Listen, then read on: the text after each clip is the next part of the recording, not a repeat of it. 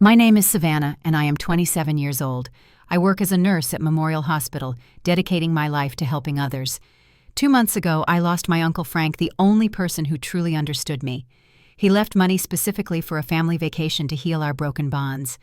When my parents announced we were going to Hawaii using Uncle Frank's money, I was beyond excited. Until I discovered the devastating truth. They were taking my sister, her husband, and kids, but I was being left behind. Before I tell you how my own parents betrayed me, let me know where you're watching from and hit that subscribe button if family drama stories like mine make you realize your family might not be so bad after all. Uncle Frank was more than just a relative to me. From the time I was little, he was my biggest supporter, my confidant, and the one person who made me feel valued in a family where I often felt invisible. While my parents, James and Diana, focused their attention on my older sister, Brooke, Uncle Frank was there cheering me on at every school event, science fair, and graduation. "You have a gift for caring, Savannah," he told me when I announced my decision to become a nurse at 18. My father had scoffed, suggesting law or business would be more prestigious, while my mother wondered aloud if I was settling because I couldn't get into medical school. But Uncle Frank's eyes lit up with pride. "The world needs more people like you," he said, squeezing my hand. "People who lead with their hearts." Our family dynamic was always complicated. My father, James, built his accounting firm from nothing, working 70-hour weeks and expecting nothing less than perfection from his family. My mother, Diana, was the consummate homemaker and socialite, orchestrating our lives with precision and always concerned about appearances. And then there was my sister Brooke, 5 years older, and seemingly perfect in every way. By 32, Brooke had it all. The successful career as a marketing executive, the handsome husband Adam, who worked in finance, and their 2 picture-perfect children, 8-year-old Lily with her winning smile and 6-year-old Noah with his father's charisma. Their family photos looked like they belonged in a magazine, and my parents never missed an opportunity to showcase their accomplishments. "Have you seen what Lily did at her piano recital?" my mother would gush during family dinners. "And Noah is already reading 2 grade levels above his peers." Meanwhile, my achievements at the hospital went largely unnoticed. The 16-hour shifts, the patients whose lives I helped save, the promotions I earned through hard work rather than connections, none of it seemed to measure up to Brooke's charmed life. Uncle Frank was different. He lived 2 towns over in a modest house filled with books and souvenirs from his travels as a high school history teacher. He never married or had children of his own, often joking that his students and nieces were more than enough family for him. But I always suspected he saw something of himself in me, another outsider in our achievement-oriented family. When Uncle Frank was diagnosed with pancreatic cancer last year, the prognosis was grim from the start. 6 months at most, the doctors said. I immediately rearranged my work schedule to care for him, taking family leave and picking up night shifts when I could to make ends meet. "You don't have to do this," Uncle Frank protested weakly from his hospital bed after the first round of failed chemotherapy. "You have your own life to live." "You are my life too," I told him, adjusting his pillows and checking his medication chart with the precision that made me good at my job. Besides, what kind of nurse would I be if I couldn't care for my favorite uncle? The rest of the family visited occasionally. My parents would come by with groceries and awkwardly pat Uncle Frank's hand before finding reasons to leave after 30 minutes. Brooke brought the kids once a month, their visits brief and carefully timed around soccer practice and dance lessons. No one else wanted to deal with the messy reality of watching someone they loved fade away.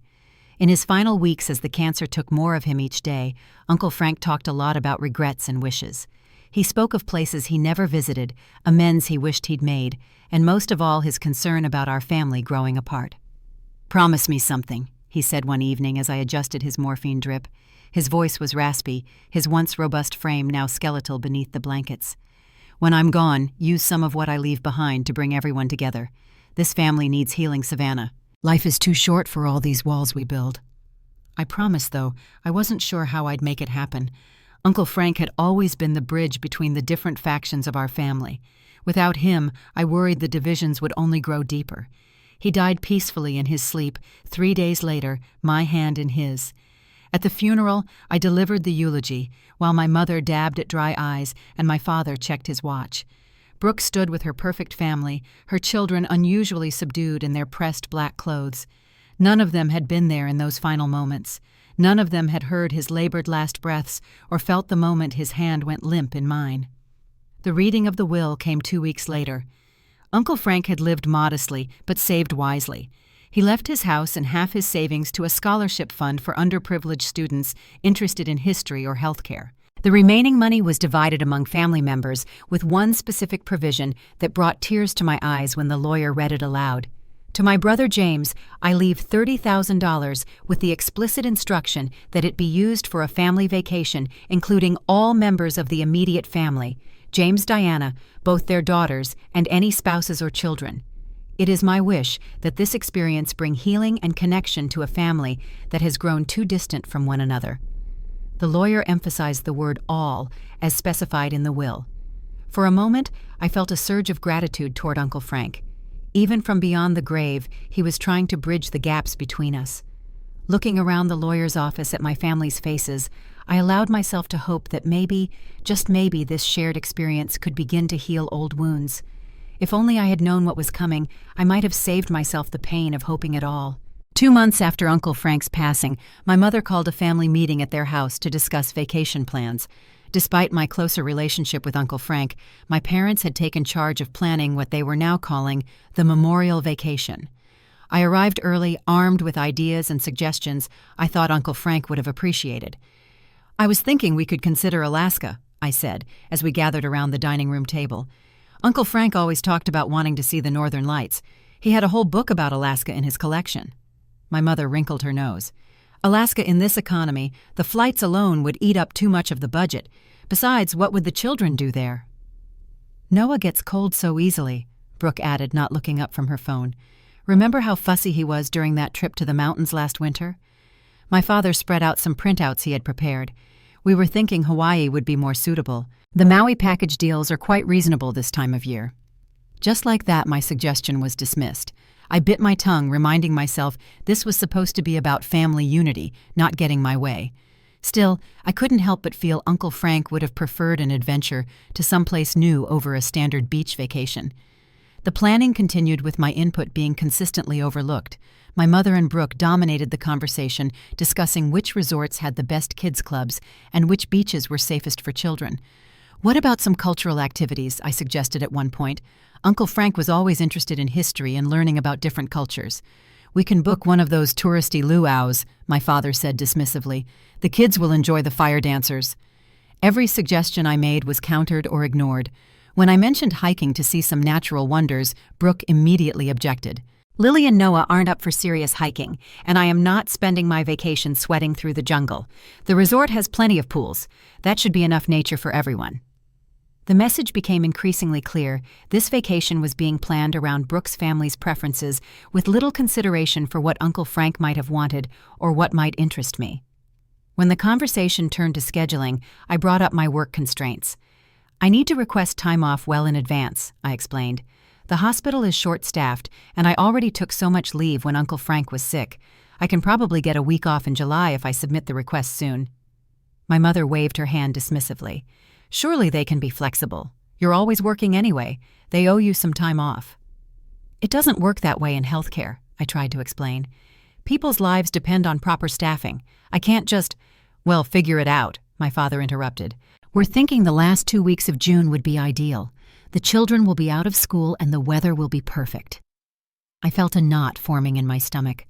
June was barely 2 months away, and I had already committed to covering for a colleague's maternity leave during that time.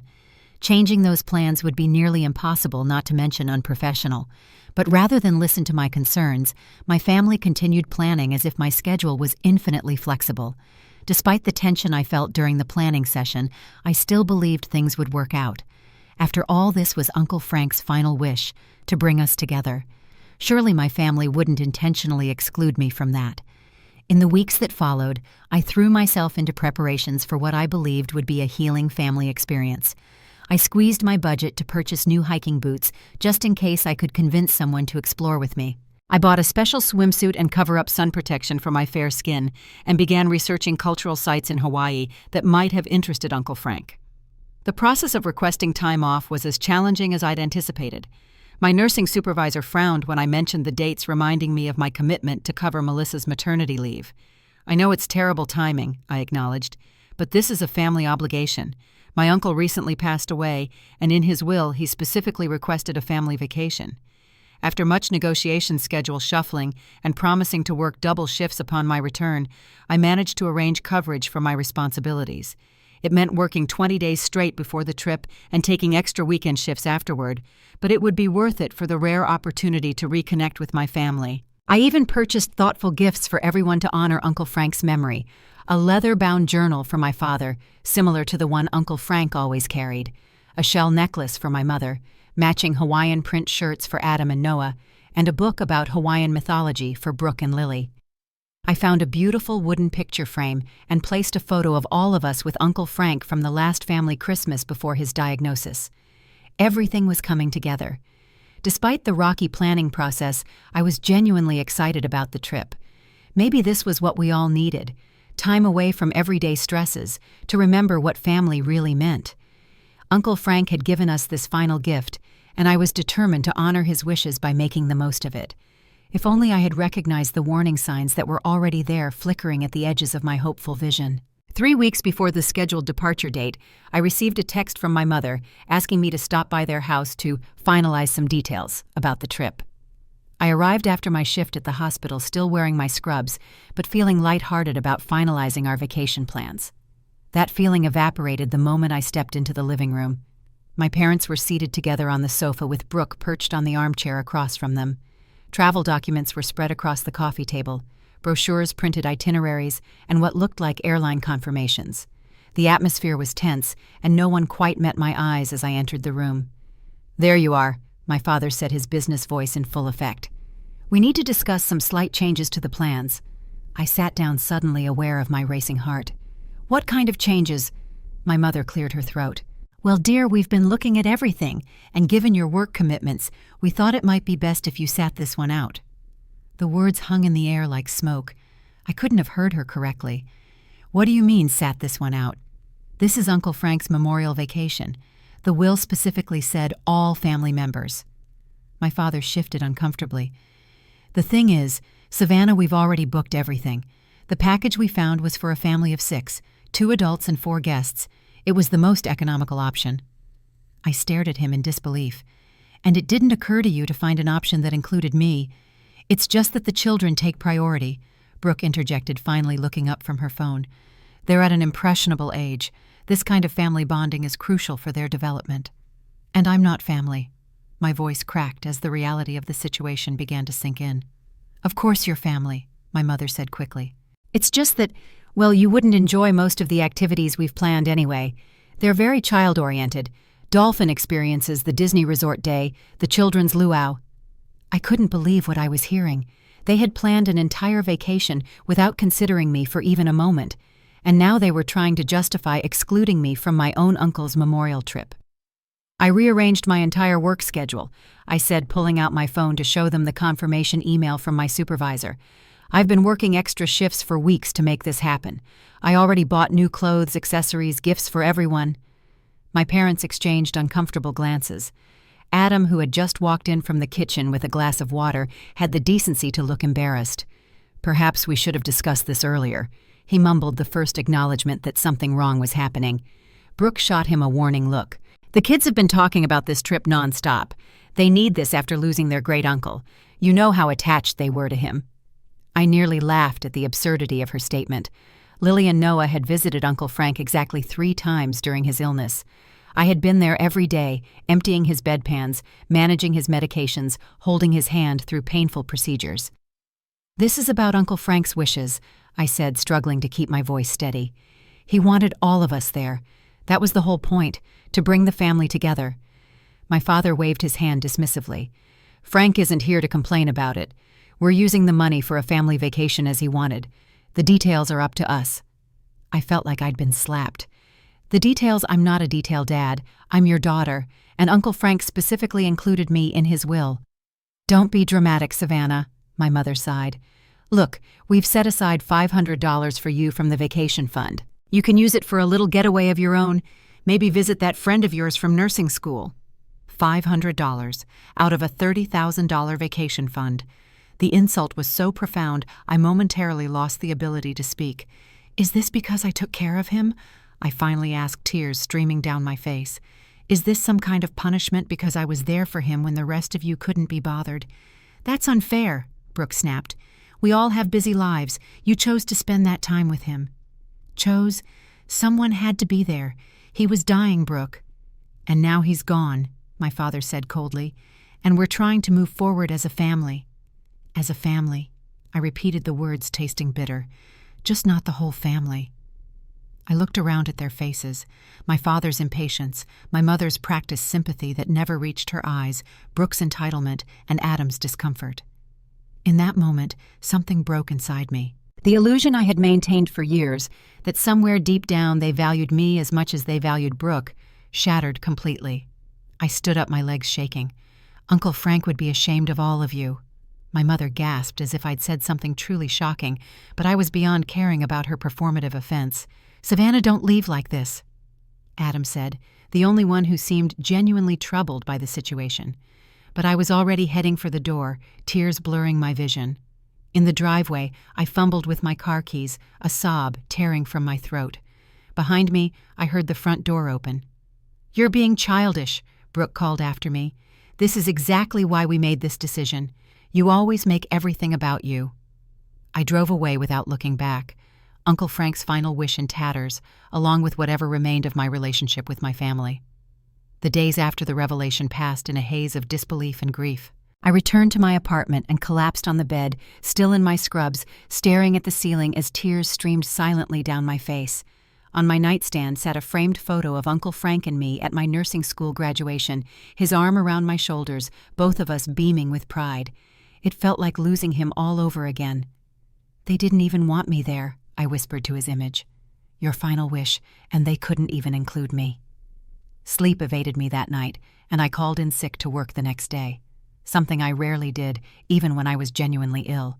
My supervisor, knowing what I had been through with Uncle Frank, didn't question it. Take care of yourself, Savannah, she said gently. We'll manage here.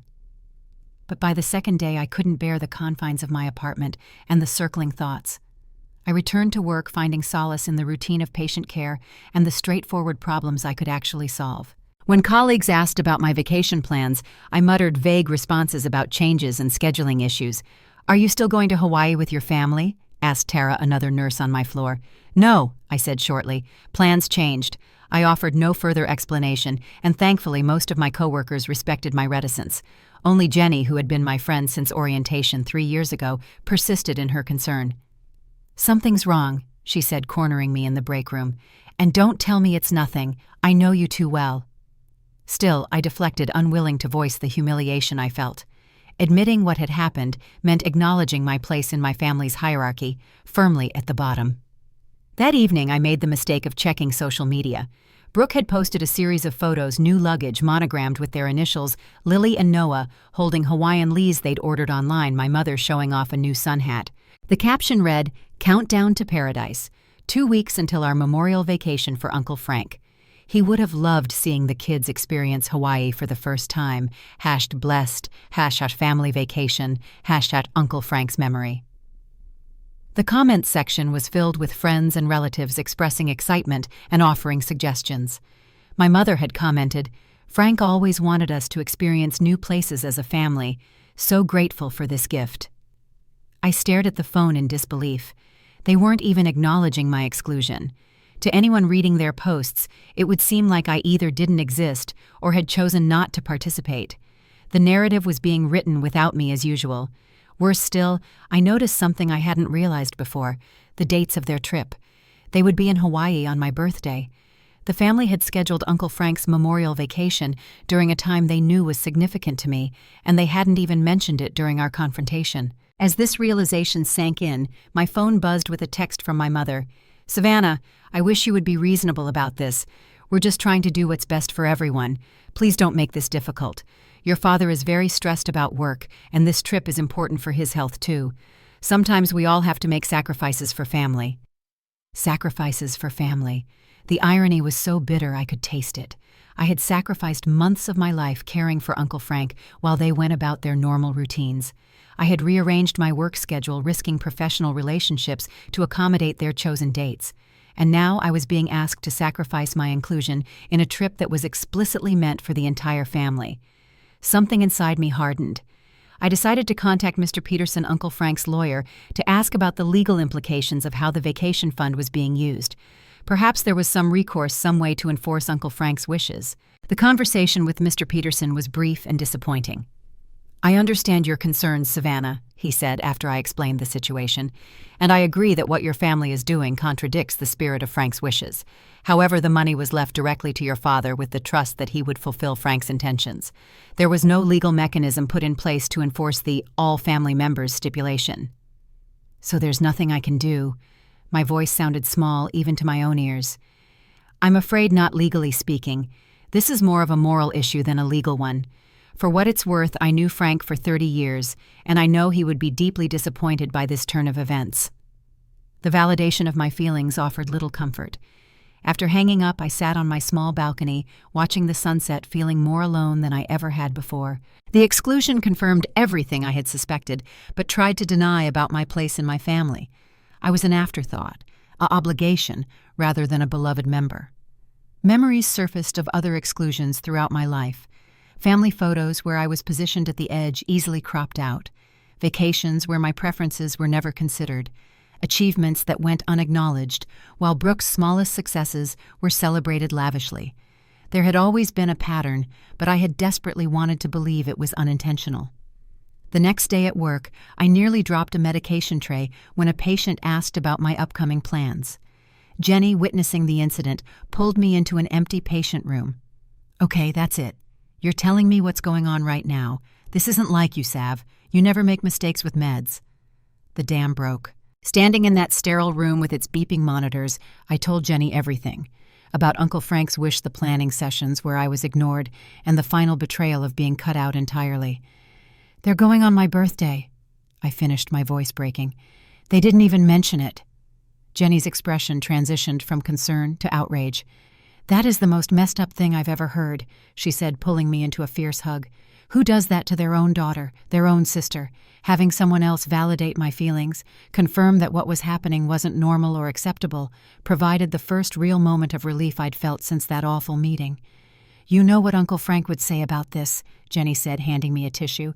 "He'd say they're showing you exactly who they are and what they value, and maybe it's time to believe them." She was right.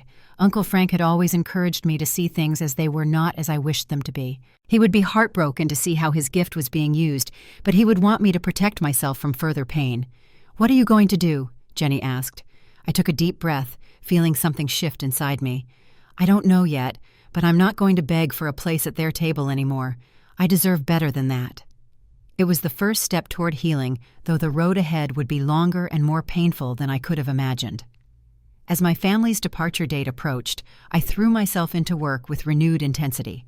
I picked up extra shifts, volunteered for the most challenging cases, and stayed late to complete paperwork. Anything to keep my mind occupied and away from thoughts of what I was missing. My social media feeds became a torture device I couldn't stop using. Brooke posted daily countdown updates with increasingly elaborate preparations. "New matching outfits for our first day in Maui. Family style," read one caption beneath a photo of coordinated blue and white resort wear, 2 adult sizes, 2 child sizes. My mother shared photos of new swimsuits and beach bags, monogrammed with everyone's initials, except mine. No one mentioned the missing family member. The night before their departure, I made the mistake of checking Brooke's Instagram story. There they were gathered in my parents' living room for a pre-vacation dinner. Glasses raised in a toast, my father speaking to Uncle Frank, who made this all possible, and to family, the most important thing in life. The irony was almost too much to bear. I turned off my phone and tried to sleep, but ended up staring at the ceiling until dawn, wondering how they could reconcile their actions with their words. My birthday arrived 3 days into their trip. I worked a double shift, telling no one at the hospital about the significance of the day. Jenny, remembering from the previous year, brought cupcakes to the break room and rallied a few of our colleagues to sing to me. Their simple kindness brought tears to my eyes. "Plans tonight?" Jenny asked as our shift ended. I shook my head. "Just sleep." "Absolutely not," she declared. "We're going out. Nothing fancy, just dinner and maybe a movie. You're not spending your birthday alone." I wanted to protest but lacked the energy. Perhaps company would be better than another night alone with my thoughts. Jenny picked me up an hour later, and to my surprise, 3 other nurses from our unit were in her car. "Hope you don't mind," she said. "When I mentioned it was your birthday, they insisted on coming." The evening wasn't elaborate, just dinner at a local restaurant and dessert at an ice cream shop I loved, but it was genuine. These people who owed me nothing beyond professional courtesy had chosen to celebrate me simply because they cared. The contrast with my family's behavior couldn't have been more stark. That night, I received exactly 3 birthday messages, one from Jenny, one from my nursing supervisor, and one from Uncle Frank's neighbor, Mrs. Gonzalez, who had helped during his illness. Nothing from Hawaii, not even a text. The physical toll of emotional distress began to manifest in the following days. I lost my appetite, dropping 5 pounds in a week. Sleep became elusive, and when I did manage to doze off, I had vivid dreams of Uncle Frank looking disappointed. Dark circles formed under my eyes, and my hands developed a slight tremor by the end of each shift. "You need to take some time off," my supervisor said, after observing me struggle through medication calculations that would normally be automatic for me. "You've been working nonstop." "I'm fine," I insisted. "The work helps." She gave me a knowing look. "The work might help distract you, but it won't heal whatever's going on. When was the last time you took a real break?" I couldn't remember. Even my days off had been filled with errands, chores, and obsessive checking of my family's vacation updates. "That's what I thought," she said when I didn't answer. "You're one of our best nurses, Savannah, but you can't care for others if you're falling apart yourself." Her concern touched me, but I couldn't bear the thought of empty days with nothing but my thoughts for company. Work at least gave me purpose and distraction. The following day brought unexpected recognition. During a particularly hectic shift, a patient in cardiac distress began showing signs of tamponade, a life-threatening condition where fluid fills the sac around the heart. I recognized the symptoms before the monitors alarmed, alerted the doctor immediately, and assisted in the emergency procedure that saved the patient's life. The hospital director personally came to thank me, mentioning that the patient was a prominent local businessman whose family had specifically requested that my quick thinking be acknowledged. In a small ceremony, I hadn't expected I was presented with the hospital's monthly Excellence Award. Nurse Williams demonstrates extraordinary clinical judgment and compassion. The citation read, "Her dedication to patient care represents the highest ideals of the nursing profession." As my colleagues applauded, I felt a bittersweet pang. Here in this place, my contributions were valued, my skills were recognized, my presence mattered. The contrast with my family situation couldn't have been more painful. That evening, exhausted but oddly calm, I returned to my apartment to find a message on my answering machine from a number I didn't recognize. "Savannah, this is Thomas Brennan, Frank's friend from the university. I just got back from my research trip to Argentina and heard about Frank's passing. I'm so sorry. I've been trying to reach you. Please call me back when you can." Uncle Frank had often spoken of Thomas, his colleague from the history department. They had traveled together during summer breaks before Thomas's research took him abroad for extended periods. I vaguely remembered meeting him at academic functions Uncle Frank had invited me to over the years. I returned the call immediately, grateful for any connection to Uncle Frank. "Savannah, thank you for calling back," Thomas said warmly. "I've been devastated since hearing about Frank. I was in a remote area with no cell service when it happened. I would have been there." "I know," I said, hearing the genuine regret in his voice. "He spoke of you often.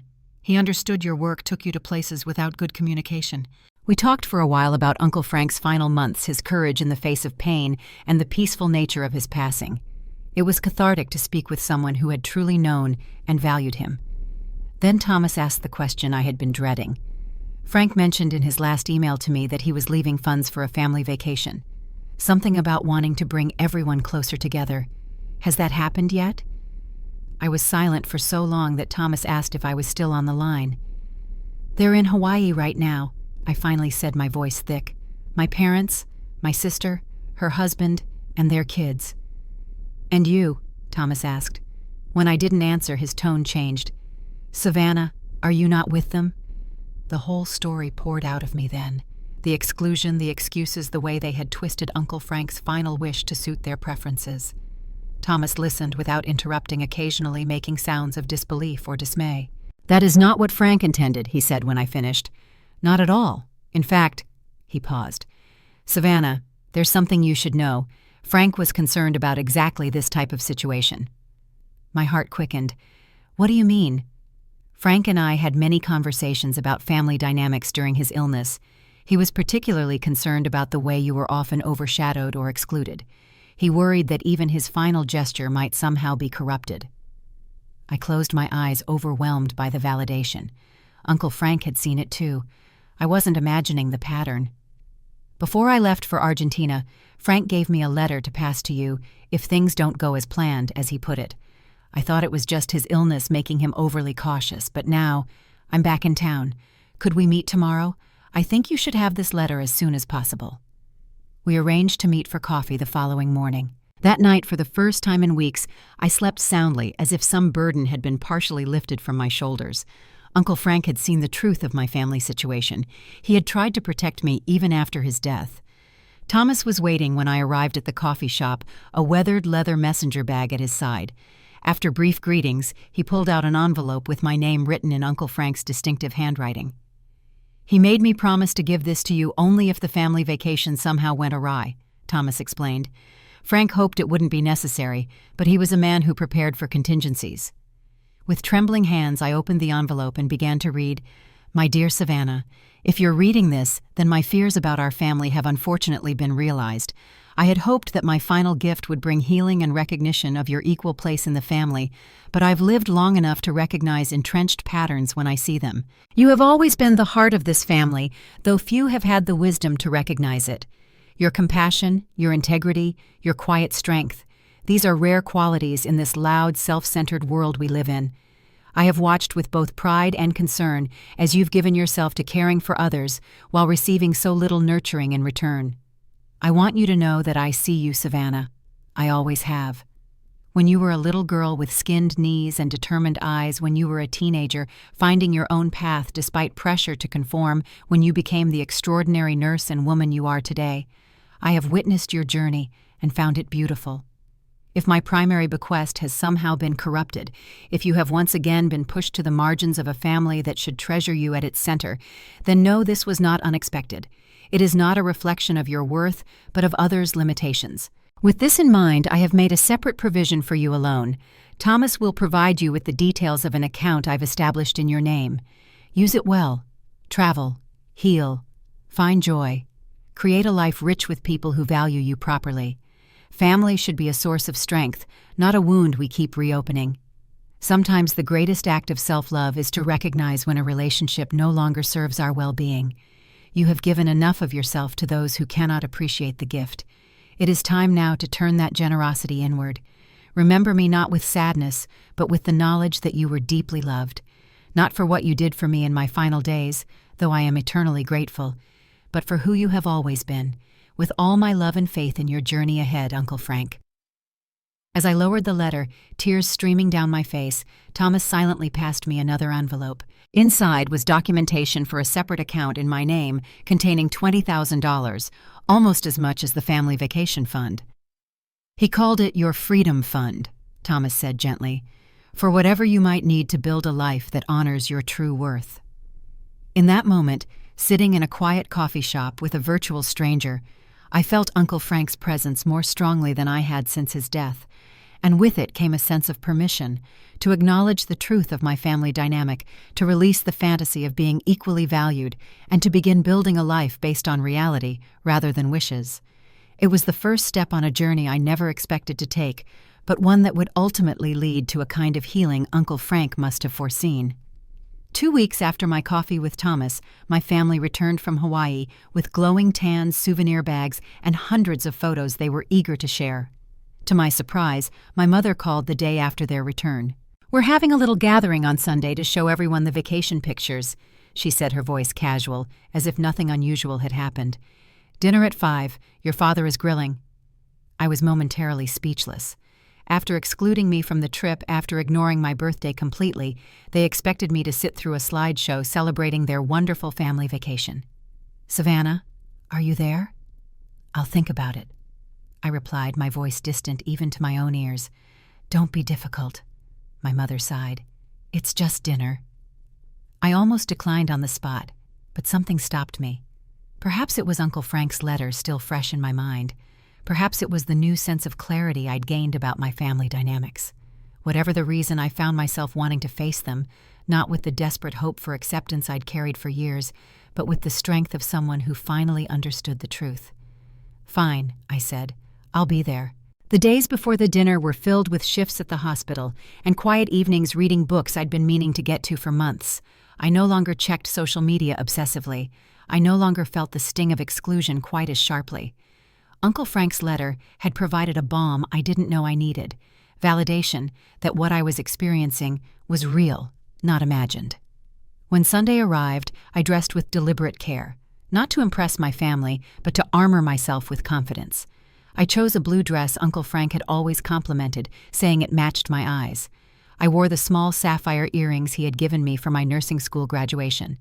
I carried myself with a new awareness of my own worth. The family home looked the same as always: perfectly maintained exterior manicured lawn, seasonal wreath on the front door. Inside, voices mingled with the smell of grilling meat and my mother's signature sides. I took a deep breath and rang the doorbell, though I had a key. This was no longer a space I would enter automatically. "Savannah." My mother opened the door with a bright smile that didn't quite reach her eyes. Come in. Everyone's out back. You're just in time." I followed her through the house to the patio where my father was tending the grill. Brooke and Adam were setting up a projector for the photos, and Lily and Noah were playing with new toys that were clearly souvenirs from the trip. "Look who's here," my mother announced, as if my presence was both expected and welcomed. My father gave a brief nod without looking up from the steaks. Brooke offered a tight smile. Only Adam made eye contact with genuine acknowledgement. "Hey, Savannah," he said. "Good to see you." The children, picking up on the adults' cues as children do, barely glanced my way before returning to their toys. Dinner was a performance of normalcy that would have been impressive if it weren't so painful. My mother passed dishes. My father discussed the weather. Brooke talked about the children's summer activities. No one mentioned the vacation until dessert was served. "I got you something," my mother said, suddenly reaching for a small bag by her chair. She pulled out a keychain with a plastic pineapple attached. "A little souvenir. I know how you like fruit." I like fruit. The banality of the statement, the thoughtlessness of the gift, a cheap airport souvenir clearly purchased as an afterthought, was so perfect a summary of our relationship that I almost laughed. "Thank you," I said, simply setting it beside my plate. "Now for the pictures," my father announced, turning on the projector they had connected to Brooke's laptop. For the next 45 minutes, I sat in silence as they cycled through hundreds of vacation photos. Breakfast on the lanai overlooking the ocean, the children building sandcastles on beaches with sand so white it looked unreal.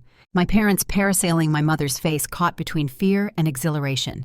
Brooke and Adam at a luau flower leaves around their necks.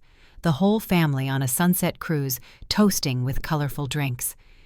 "This was the day we visited the cultural center," my mother narrated as a new series of images appeared. "It was so educational. Frank would have loved it."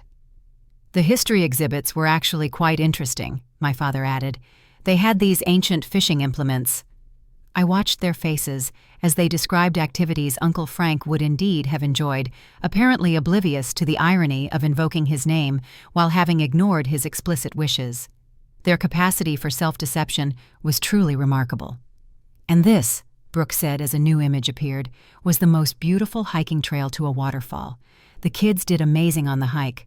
I thought no one wanted to hike," I said quietly, the first direct challenge I'd issued all evening. An uncomfortable silence fell. Brooke recovered first. "Well, this was an easy trail, very touristy, not like the intense hiking you're always talking about." "You wouldn't have enjoyed it anyway," my mother added quickly. "The humidity would have been terrible for your hair." My hair, as if that would have been my concern.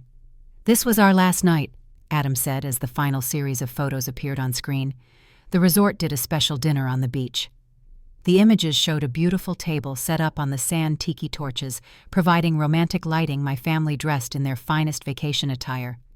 In one photo, a cake was being presented with what looked like "Happy Birthday" written in chocolate sauce around the edge of the plate. "Whose birthday was it?" I asked, though I already knew. Another uncomfortable silence. My mother laughed nervously. "Oh, the resort just does that for guests sometimes, a special treat." But in the next photo, the truth was clear. A dessert plate with "Happy Birthday, Brooke" written clearly. My sister's birthday was over 4 months away. "They celebrated your birthday," I asked Brooke directly, a strange calm settling over me. Brooke at least had the decency to look uncomfortable. It wasn't planned. Mom just mentioned to the resort staff that my birthday was coming up, and they surprised us with the cake. 4 months early, I noted. Interesting timing. The slideshow ended, leaving us in momentary darkness until my father switched on the patio lights. No one seemed to know what to say next. Finally, my mother stood and began clearing dessert plates. "Who wants coffee?" she asked brightly. It was the perfect moment to let it go, to continue the performance of normalcy they had staged, to pretend as we had always pretended that everything was fine. But Uncle Frank's words echoed in my mind. Family should be a source of strength, not a wound we keep reopening. "I have something to say," I said, my voice steady despite my racing heart. My mother paused, plates in hand. "Can it wait until after coffee, dear?" "No, it can't." Something in my tone made everyone turn to look at me. I took a deep breath and pulled Uncle Frank's letter from my purse, unfolding it carefully. "I want to tell you how deeply hurt I was by being excluded from Uncle Frank's memorial vacation," I began. "The trip that was specifically meant to include all family members, the trip that was his final wish." "Savannah, we've been through this," my father interrupted. "It just wasn't practical to—" "I'm not finished," I said with an authority that seemed to surprise him into silence. "I've spent weeks trying to understand how my own family could so completely disregard both Uncle Frank's wishes and my feelings. I've wondered what I did to deserve being treated as an afterthought, an inconvenience to be managed rather than a daughter and sister to be loved." "That's not fair," Brooke protested. "We do love you. You're just being dramatic as usual." "Am I? Let me read you something." I began reading portions of Uncle Frank's letter aloud. The parts about family patterns, about my consistent marginalization, about his separate provision for me, because he anticipated exactly what had happened. As I read, I watched their faces change from defensive to uncomfortable to genuinely distressed. "Uncle Frank saw what was happening in this family," I said when I finished. "He tried to fix it with his final wish, but instead you proved him right. You showed exactly where I stand in this family's hierarchy." "That's not true," my mother said, but her voice lacked conviction. "We just had to make practical decisions." "Practical. You celebrated Brooke's birthday 4 months early rather than acknowledge mine during the actual trip dates. How is that practical?" Silence fell again, heavier this time. My father looked angry, my mother distressed, Brooke conflicted. Adam, surprisingly, was the first to speak. "She's right," he said quietly. "I never felt comfortable with how this was handled. Frank's wish was clear, and we all knew it." Brooke turned to him in shock. "Whose side are you on?" "This isn't about sides," I said before Adam could respond. "This is about honesty, about finally acknowledging the elephant in the room, that in this family I have always been less than, less important, less valued, less considered." "That is absolutely untrue," my father said angrily. "We have given you everything, put you through nursing school, supported your career. Dad, you complained about every tuition payment. You told me repeatedly that nursing was a waste of my potential. You've never once visited me at the hospital or asked about my work in any meaningful way." "We're very proud of you," my mother insisted. "We tell everyone about our daughter, the nurse, as an afterthought to Brooke's accomplishments, as the consolation prize." "See, this is exactly why we made the decision we did," Brooke said. "You always turn everything into a pity party about how unfairly you're treated. We were protecting you from feeling out of place during a family vacation." "Protecting me?" I repeated incredulously. "By excluding me entirely. That's quite a protection strategy, Brooke." The conversation spiraled into old patterns, my parents defending their choices, Brooke positioning herself as the reasonable one, me trying to make them see what was painfully obvious. But something was different this time. I was different. "I didn't come here tonight for an apology," I said, finally cutting through their excuses. "I came because I needed to speak my truth just once, without trying to make it palatable or easy for everyone else. I needed to honor Uncle Frank's insight and his concern for me." I stood up, gathering my purse. "I don't want or need your approval anymore. I don't need to be included in family photos or vacations to know my worth. Uncle Frank saw me clearly, and now finally I see myself clearly too." My mother's eyes filled with tears, the first genuine emotion I'd seen from her all evening. "Savannah, please, what are you saying?" "I'm saying I'm done trying to earn a place at this table. I'm done accepting scraps of attention and convincing myself they're a feast. I'm done." I walked away from the table, ignoring their calls to come back, to be reasonable, to not overreact. Adam followed me to the front door. "For what it's worth," he said quietly, "I think you're right, and I think Frank would be proud of you right now."